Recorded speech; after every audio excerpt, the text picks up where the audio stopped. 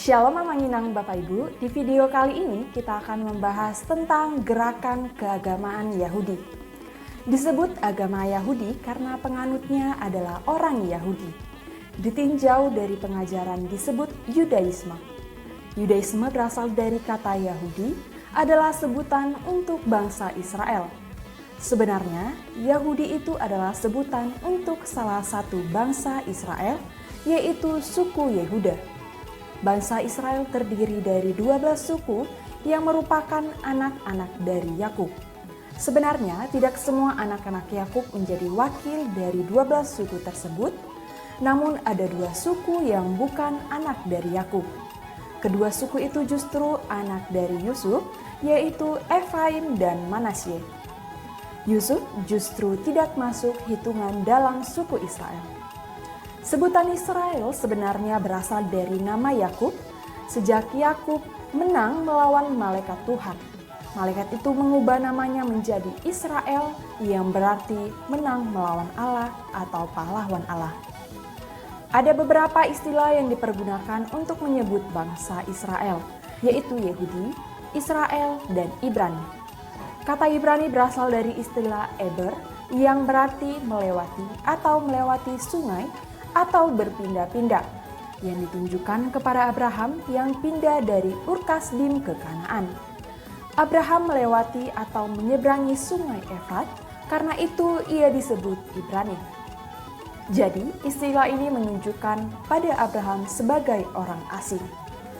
Hermawati menambahkan penjelasan tentang arti Ibrani, yang berarti memotong jalan atau menyeberangi lembah, menyeberangi sungai atau melalui jalan pintas karena tempat kediaman mereka di seberang sungai Efrat. Perkataan Abara, baik dalam bahasa Arab maupun bahasa Ibrani, memiliki arti yang sama, semua mengandung arti bertukar-tukar atau berpindah-pindah tempat. Sesuai dengan kebiasaan hidup nomaden, penghuni padang pasir dan penduduk-penduduk kampung yang jauh terpencil. Ini berarti bahwa sebutan Ibrani bukanlah pilihan mereka sendiri, orang Israel, tetapi pemberian dan sebutan oleh bangsa lain. Dalam perkembangan berikutnya, istilah Ibrani sudah berubah artinya. Dalam Perjanjian Baru, tidak semua keturunan Abraham disebut Ibrani, atau baik yang tinggal di Palestina maupun di luar Palestina. Dalam hal ini, kata Ibrani dipertentangkan dengan Helenis. Ibrani tidak hanya suatu bangsa, tetapi pada kemudian hari menjadi sebutan suatu bahasa, yaitu bahasa Ibrani. Kelak dinamakan rumpun bahasa Semitik, yaitu bahasa yang diucapkan oleh Sem dan keturunannya, yaitu Elam, Asyur, Arpaksad, Lut, dan Aram. Apakah yang berbahasa Ibrani hanya Sem dan keturunannya? Sebenarnya bahwa generasi sebelumnya juga sudah menggunakan bahasa Ibrani. Bila ditelusuri dari silsilahnya, Metuslah adalah nenek atau kakek moyangnya. Metusalah kelak melahirkan Lamek, Lamek melahirkan Nuh, dan Nuh melahirkan Sem. Metusalah memiliki jarak 243 tahun dengan Adam dan Hawa. Jika bahasa Ibrani berasal dari masa Eber, cicit dari Sem dan Sem sendiri memiliki garis keturunan dengan Metusala atau ketika Metusala sendiri. Dengan sebutan Ibrani, sebagai bahasa dari bangsa Israel mengidentifikasikan bahwa hanya bahasa Israel atau orang Yahudi yang berbahasa Ibrani.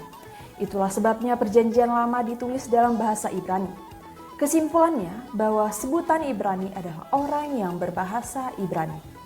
Dengan penekanan pada bahasa, sebutan Yahudi adalah bangsa sebagai lawan kafir dengan penekanan pada kebangsaan. Israel adalah gelar kehormatan dengan penekanan pada hak-hak teokrasi dan kemuliaannya. Kata Yahudi berasal dari kata hada atau bahasa Ibrani yang berarti tobat atau kembali. Kata ini sebenarnya ditujukan kepada Yehuda yang kemudian membentuk satu negara atau kerajaan yang disebut Kerajaan Israel bagian selatan yang beribu kota di Yerusalem. Kerajaan ini hanya terdiri dari dua suku saja, yaitu suku Yehuda dan Benyamin. Wajar saja, gabungan suku Benyamin bergabung dengan Yehuda mengingatkan usaha dan perjuangan Yehuda untuk mempertahankan adiknya supaya jangan disandera oleh kerajaan Mesir. Yang tidak lain adalah Yusuf, saudaranya sendiri. Baik Amanginang, sekian penjelasan tentang gerakan keagamaan Yahudi. Semoga bermanfaat bagi kita semua. Shalom, Tuhan Yesus memberkati.